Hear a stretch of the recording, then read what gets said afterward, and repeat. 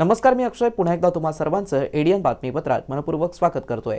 आज दिवसभरात घडलेल्या संपूर्ण घटनांचा आढावा आपल्याला घ्यायचाच आहे, परंतु त्या अगोदर नजर टाकूया आज दिवसभरात घडलेल्या काही महत्त्वाच्या आणि ठळक घडामोडींवरती। तर राष्ट्रीय मतदार दिन कार्यक्रम, योग्य प्रतिनिधित्वासाठी मतदानाचा टक्का वाढणं आवश्यक, जिल्हाधिकारी दिलीप स्वामी यांचं आवाहन।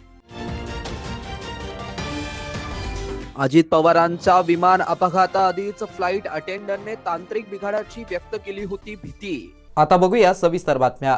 नक्षा हा मालमत्तांचं डिजिटल उतारे देण्यासाठी राबवण्यात येणारा पथदर्शी प्रकल्प कन्नड शहरातील नगरपालिका हद्दीत राबवण्यात येत आहे। या प्रकल्पाचे 60 टप्पे असून या 6 टप्प्यांचं काम पूर्ण झालंय। त्यात 10,336 मालमत्तांचे नकाशे तयार असून आता पुढील टप्प्यांच्या कामाला सुरुवात करण्यात येईल, अशी माहिती आज झालेल्या बैठकीत देण्यात आली आहे। जिल्हाधिकारी दिलीप स्वामी यांनी आज आढावा घेतला। जिल्हा अधीक्षक भूमी अभिलेख डॉक्टर विजयवीर, नगर परिषद प्रशासन सहाय्यक आयुक्त ऋषिकेश भालेराव, सहाय्यक नगर रचनाकार हरीश गुडे, नगर रचना विभागाचे कौस्तुभ भावे आदी उपस्थित होते। कन्नड शहरात राबवण्यात येणाऱ्या पथदर्शी प्रकल्पाच्या प्रारंभीच्या टप्प्यात सर्व कामे पूर्ण झाली असून त्यात प्रामुख्याने तपासणी, मोजणी आदी कामे होती। त्यानुसार ड्रोनद्वारे शहराचं प्रमाणीकरणही करण्यात आलंय। त्यानुसार मालमत्तांचे डिजिटल नकाशे तयार करण्यात आले आहेत। 10,336 नकाशे असून या नकाशांचे प्रतिमा प्रमाणीकरणाचं काम आता पुढील टप्प्यात सुरू होईल, अशी माहिती डॉक्टर विजयवीर यांनी दिली आहे। ही सर्व कामे वेळेत आणि समन्वयाने करावीत, असे निर्देश जिल्हाधिकारी दिलीप स्वामी यांनी दिले आहेत। येथील आयकर कार्यालयाच्या TDS विभागाने 2 ठिकाणी कारवाई करून एका रस्ते बांधकाम करणाऱ्या कंपनीकडे तपासणी करून 1,73,00,000 रुपयांच्या थकबाकीची वसुली केली आहे। तसेच एका पॉलिमर निर्मिती क्षेत्रातील कंपनीकडे 50 लाख रुपयांची थकबाकी असल्याचं तपासणीअंती निदर्शनास आलंय, अशी माहिती आयकर अधिकारी राहुल मोरे यांनी दिली आहे। आयकर कार्यालयाच्या छत्रपती संभाजीनगर व नाशिक येथील पथकाने मंगळवारी ही कारवाई केली। 2 ठिकाणी केलेल्या कारवाईत रस्ते बांधकाम क्षेत्रात काम करणारी कंपनी व ताडपत्री, पॉलिमर, पेपरक्राफ्ट निर्मित करणाऱ्या कंपनी अशा 2 ठिकाणी तपासण्या करण्यात आल्या। केंद्रीय सरकारच्या खात्यात कापलेला TDS वेळेवरती जमा करण्यात कसूर करणं व जमा न करणं या संदर्भात ही तपासणी करून रस्ते बांधकाम क्षेत्रातील कंपनीकडून 1,73,00,000 रुपयांची थकबाकी वसूल करण्यात आली। तर पॉलिमर क्षेत्रातील कंपनीने 50 लाख रुपयांची रक्कम जमा केली नसल्याचं दिसून आलंय। संबंधित कंपन्यांनी आयकर कायदा 1961च्या TDS तरतुदींचं पालन करावं, असं आवाहन राहुल मोरे यांनी केलं आहे।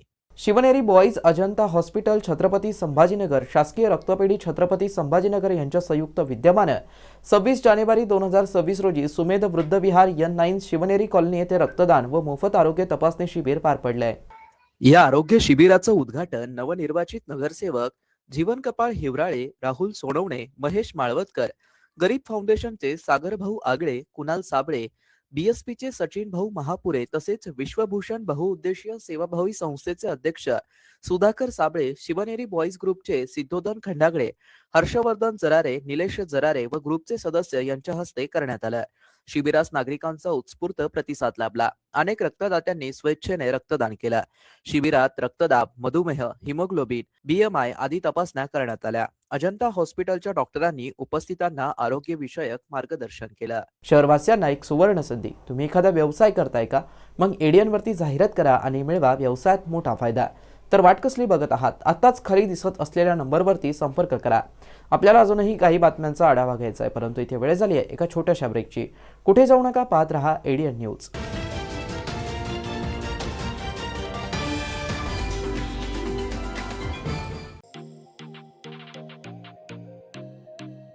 शहराच्या मध्यवर्ती भागामध्ये व्यवसाय सुरू करण्याची एक सुवर्ण संधी। TV centre Sanjay Gandhi market जवळ 300 आणि 350 स्क्वेअर फूट दुकान भाड्याने देणे आहे। तळमजला आणि पहिला मजला। संपर्क 8087771808।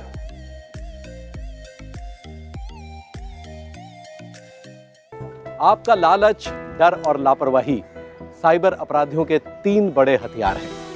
सावधान रहें ऐसे किसी भी अपराध की जानकारी तुरंत 1930 पर दें या इस वेबसाइट पर जाएं।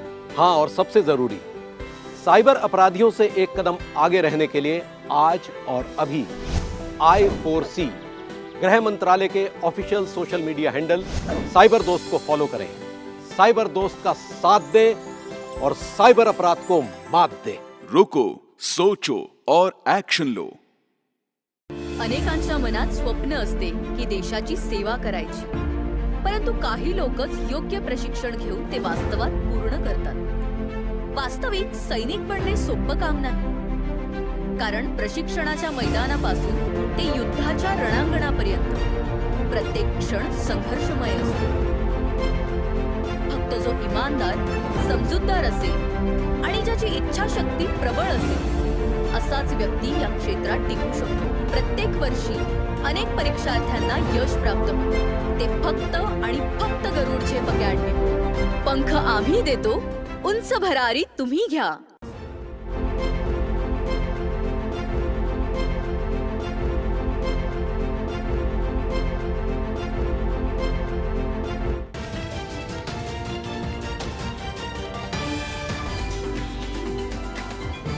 ब्रेकनंतर पुन्हा एकदा स्वागत। आपण बघत आहात एडीएन बातमीपत्र।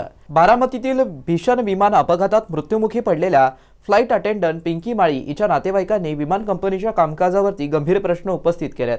पिंकीने वैमानिकांचा अनुभवीपणा आणि विमानातील तांत्रिक त्रुटींविषयी कुटुंबियांकडे चिंता व्यक्त केली होती।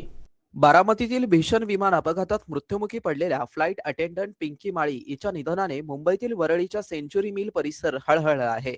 नेहमीप्रमाणे उत्साहात कामावर जाताना आज अजित पवार यांच्या फ्लाइटमध्ये ड्युटी आहे असं वडिलांना अभिमानाने सांगणारी पिंकी आता कधीच परतणार नाहीये, या विचाराने कुटुंब आणि परिसरावरती शोककळा पसरली आहे। पिंकीचा भाऊ करण याने विमान कंपनीच्या कामकाजावरती गंभीर प्रश्न उपस्थित केलेत। त्याच्या म्हणण्यानुसार 2 महिन्यांपूर्वीच एका उड्डाणादरम्यान मोठा अपघात थोडक्यात टळला होता। त्या घटनेनंतर पिंकीने वैमानिकांना अनुभवीचा आणि विमानातील तांत्रिक त्रुटींविषयी कुटुंबियांपुढे चिंता व्यक्त केली होती। त्यावेळच्या सेवेबाबत अजित पवार यांनीही नाराजी व्यक्त केल्याची माहिती समोर येत आहे। पिंकीचे वडील शिवकुमार यांनी जड अंतःकरणाने मंगळवारच्या आठवणी सांगितल्या। ती म्हणाली होती, मी नांदेडला जाते, सकाळी बातम्या पाहिल्या आणि काळजाचा ठोका चुकला असं ते म्हणाले। मुलीला मॉडेलिंगची आवड असतानाही आपण तिला एअर होस्टेस होण्यासाठी प्रोत्साहन दिल्याची खंतही त्यांनी व्यक्त केली। पिंकी केवळ करिअरपुरती मर्यादित नव्हती, झोपडपट्टीतील गरीब आणि शोषित मुलांच्या शिक्षणासाठी काहीतरी करण्याचं तिचं स्वप्न होतं। मी आता कमावती झाले आहे, मला या मुलांसाठी काहीतरी करायचं आहे असं तिने अलीकडेच भावाशी बोलताना सांगितलं। तिच्या अकाली जाण्याने एका जिद्दी स्वप्नाळू तरुणीचा प्रवास अधुराच राहिला। कुमार माली, माझी मुलगी पिंकी शिवकुमार माली काल मला फोन करून सांगितले की पप्पा मी अजितदादा पवार बरोबर बारामतीला जाणार आहे आणि तिकडनं मी नांदेडला जाईन, त्यांना ड्रॉप केला की, हे शेवटचे शब्द होते। या आठवड्यामध्ये लागोपाठ ही 4थी वेळ होती अजितदादा बरोबर तिची प्रवास। प्रायव्हेट चार्टेड फ्लाइट मध्ये एअर होस्टेस होती। 3 वर्ष ती इंडियन एअरलाइन्स एअरपोर्ट होती, तिकडनं मग ही प्रायव्हेट मध्ये झाली। आज किती वाजता निघाली वगैरे थोडं सकाळी गेली होती आणि असा होईल, मग जेव्हा टीव्ही लावला तर फ्लाइट क्रॅश झाला करून असा समजला अजितदादाचा, तर आमचे हातपाय सुजायला लागले। मग नंतर टीव्हीला ब्रेकिंग न्यूज मध्ये पिंकी माली दाखवला, तेव्हा एकदम आम्ही कन्फर्मच झालो। त्याच्या आधी काय तुम्हाला फोन आला का आज सकाळी? नाही बसायच्या आधी नाही, कालचंच बोलणं होतं की आज जाणार आहे करून। आम्ही टीव्ही लावल्यानंतर आम्हाला समजलं। किती वर्षाचे होते त्या? 29 वय होता, 12वी पास होती आणि इंग्लिश मिडियमनी लग्न झाला होता। त्यांचे मिस्टर लार्सन अँड टुर्बो कंपनीचे मॅनेजर आहे पुण्याला, आणि ती आपला भावाला एकमेव मुलगा आहे माझा, ते पायलट बनवणार म्हणून ही तिची स्वप्न होता। असं ती बघितली होती की पप्पा मैं करेगी करके। तुम्ही आता जाताय का तिकडे बारामतीला? आता सचिन भाऊ अहिरचा फोन होता, ते दौंडला आहेत आणि ते मला फोन केले, आमचे घरगुती संबंध आहेत साहेबांची, ते बोलले की मी जातो आणि तिकडनं काय होईल ते सगळं मी बॉडी इकडे मुंबईला पाठवायचं करतो. मग इथे आणणार आहेत. हा, इथं आणणार आहे. त्यांची VCR कंपनी आहे ते कलिनामध्ये. ते लोक फोन उचलत नाही म्हणून ते माझी मुलगी संतापली की कमी कमी ऍटलिस्ट फोन तर उचलायला पाहिजे की आम्हाला बॉडी कुठून भेटेल, असं झालेलं आहे. दादा गेल्याने सर्वसामान्य तळागाळातील नागरिकांचं प्रचंड नुकसान झालं असल्याचं प्रतिपादन मनोज जरांगे पाटील यांनी केलंय. त्यानंतर त्यांनी अजित दादांच्या अंत्यविधीला हजेरी देखील लावली. आपल्या दादाची दुःखद बातमी कळाली. आपल्या आदरणीय अजितदादांची बातमी कळाली. ती मनाला पटतच नाहीये. अनेकांना संपर्क केला, सगळ्यांनी सांगितलं, पण चॅनलवरती पण सुरू आहे, तरी पण विश्वासच बसायला तयार नाही की दादाचं अपघाती दुःखद निधन झालंय म्हणून. दादा म्हणजे खूप आता राज्याची खूप मोठी हानी झाली, खूप मोठं नुकसान झालंय. असा नेता होणे नाहीये. आता ही पोकळी भरूनच निघू शकत नाही कधीच. पुऱ्या राज्यावरती आता दुःखाचा डोंगर कोसळलाय. सगळ्या राज्यात दुःख आहे, सगळीकडे हळहळ व्यक्त केली. स्पष्टपणानं काम करणारे दादा. कोणाचं काम होणार असेल तर होणार म्हणणार, नाही म्हणले तर नाही म्हणणार. सगळ्याच लोकांचं याच्यामध्ये नुकसान झालं. सगळ्याच सर्वसामान्य, सगळ्याच सामाजिक प्रश्नाची जाण असणारे, म्हणजे सगळ्या जाती धर्माच्या लोकांच्या सामाजिक प्रश्नाची जाण असणारे दादा, ती खूप मोठी आता हानी झाली. सगळ्या जाती धर्माचे सामाजिक प्रश्न सोडवण्याचं काम दादा करत राहायचे. ते नुकसान आता कधी भरून निघणार नाहीये. खूप मोठी हानी राजकीय सामाजिक महाराष्ट्रातच नाही तर देशात असा धाडसी निर्णय घेणार असे दादा पुन्हा होणार नाहीयेत. की खूप शेतकऱ्यांपासून सर्वसामान्य सामाजिक सगळ्या जाती धर्मांच्या लोकांचं खूप मोठं नुकसान झालंय.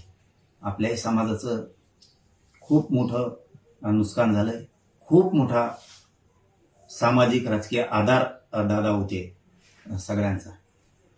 ही बातमी आत्ताही पटतच नाहीये. दादांचं अपघाती दुःख निधन झालंय म्हणून काय बोलावं काय कळतच नाहीये. दादा नाहीयेत, दादाचं अपघाती निधन झालंय, या बातमीवरती विश्वासच बसत नाही. विद्यार्थ्यांच्या शारीरिक, मानसिक व सामाजिक आरोग्य संवर्धनासाठी मनपा हद्दीतील सर्व शाळांमध्ये एकाच वेळी आरोग्य समुपदेशन कार्यशाळा पार पडली. यात मनपा हद्दीतील 228 तसेच महापालिकेच्या 32 शाळांमध्ये कार्यशाळा मनपा आरोग्य विभागाच्या वतीने हा उपक्रम यशस्वीपणे राबवण्यात आला. जिल्हाधिकारी व जिल्हा दंडाधिकारी दिलीप स्वामी यांच्या संकल्पनेतून तसेच छत्रपती संभाजीनगर महानगरपालिकेचे आयुक्त जी श्रीकांत यांच्या मार्गदर्शनाखाली व वैद्यकीय आरोग्य अधिकारी डॉक्टर पारस मंडलेचा यांच्या सानिध्यात विद्यार्थ्यांच्या शारीरिक, मानसिक व सामाजिक आरोग्य संवर्धनासाठी दिनांक 28 जानेवारी 2026 रोजी सकाळी 10 ते 11 या वेळेत मनपा हद्दीतील सर्व शाळांमध्ये एकाच वेळी आरोग्य समुपदेशन कार्यशाळा यशस्वीपणे आयोजित करण्यात आली. या उपक्रमाअंतर्गत मनपा हद्दीतील 228 तसेच महापालिकेच्या 32 शाळांमध्ये कार्यशाळा आयोजित करण्यात आली होती. नारेगाव मनपा शाळेत वैद्यकीय आरोग्य अधिकारी डॉक्टर पारस मंडलेचा व सहाय्यक वैद्यकीय आरोग्य अधिकारी डॉक्टर भामरे यांनी विद्यार्थ्यांना मार्गदर्शन केलं. यावेळी शाळेच्या मुख्याध्यापिका काजवे तसेच मोठ्या संख्येने विद्यार्थी व शिक्षक उपस्थित होते. कार्यशाळेमध्ये संतुलित आहार, जंक फूडचे दुष्परिणाम, वैयक्तिक स्वच्छता, मोबाईल व स्क्रीन टाइम मर्यादा, मानसिक आरोग्य, किशोरवयीन समस्या व व्यसनधीनतेचे दुष्परिणाम, सिकल सेल ॲनिमिया, क्षयरोग मुक्त भारत याबाबत तज्ज्ञ डॉक्टरांनी मार्गदर्शन केलं. प्रश्नोत्तर व समुपदेशन सत्रांमधून विद्यार्थ्यांच्या शंका समाधान करण्यात आल्या. विद्यार्थ्यांमध्ये आरोग्य विषयक जागरूकता निर्माण करून त्यांना सक्षम व जबाबदार नागरिक घडवण्याच्या दृष्टीने हा उपक्रम निश्चितच महत्त्वपूर्ण ठरणार असल्याचं मत व्यक्त करण्यात आलंय. सर्व आरोग्य विभागाचे अधिकारी, कर्मचारी, शिक्षक व शाळा व्यवस्थापन समिती यांच्या सहकार्याने हा उपक्रम यशस्वीपणे राबवण्यात आलाय. लोकप्रतिनिधित्व अधिनियमानुसार अपेक्षित लोकप्रतिनिधींची निवड करण्यासाठी आपण मतदान करतो. मात्र मतदानाची टक्केवारी कमी असल्यास कमी लोकांचा प्रतिनिधी आपण निवडतो. जास्तीत जास्त लोकांना प्रतिनिधी निवडण्यासाठी मतदानाचा टक्का अधिक असणं आवश्यक आहे, असं प्रतिपादन जिल्हाधिकारी दिलीप स्वामी यांनी केलंय. राष्ट्रीय मतदान दिवस निमित्त आज जिल्हाधिकारी कार्यालयात मतदार जनजागृती कार्यक्रमाचं आयोजन करण्यात आलं. जिल्हा नियोजन भवनात हा कार्यक्रम घेण्यात आला. जिल्हाधिकारी दिलीप स्वामी, अपर जिल्हाधिकारी संभाजीराव अडकुने, उपजिल्हा निवडणूक अधिकारी देवेंद्र कटके, निवासी उपजिल्हाधिकारी जनार्दन विदाते, उपजिल्हाधिकारी एकनाथ बंगाळे आदी उपस्थित होते. या कार्यक्रमात उपस्थितांना मतदानाची प्रतिज्ञा देण्यात आली. तसेच Indian institute of food science and टेक्नॉलॉजीच्या विद्यार्थ्यांनी मतदार जागृती संदर्भात पथनाट्य सादर केलं. तसेच नव मतदारांना मतदान ओळखपत्राचं वितरण, ज्येष्ठ मतदार व महिला मतदारांचा सत्कार करण्यात आला. जिल्हाधिकारी स्वामी म्हणालेत की महिला मतदारांच्या मतदानाच्या टक्केवारीत वाढ होणं आवश्यक आहे. लोकांना मतदान हा अधिकार दिलाय. आपण आपले विचार, हक्कांबाबत जागरूक असावं, मात्र कर्तव्यासाठीही जागरूक व्हावं असं आवाहन त्यांनी केलं. प्रास्ताविक देवेंद्र कटके यांनी केलंय तर अनिता खुने यांनी आभार मानलेत. शेवटी पुन्हा एकदा नजर टाकूया आज दिवसभरात घडलेल्या काही महत्त्वाच्या आणि ठळक घडामोडींवरती. अजित पवारांच्या विमान अपघाताआधीच फ्लाईट अटेंडंटने तांत्रिक बिघाडाची व्यक्त केली होती भीती. तर राष्ट्रीय मतदार दिन कार्यक्रम, योग्य प्रतिनिधित्वासाठी मतदानाचा टक्का वाढणं आवश्यक, जिल्हाधिकारी दिलीप स्वामी यांचं आवाहन. आणि याबरोबरच हे बातमीपत्र इथेच संपलं. पुन्हा भेटूया पुढील बातमीपत्रात. तोपर्यंत पाहत रहा आपल्या हक्काचं बातमीपत्र ADN न्यूज.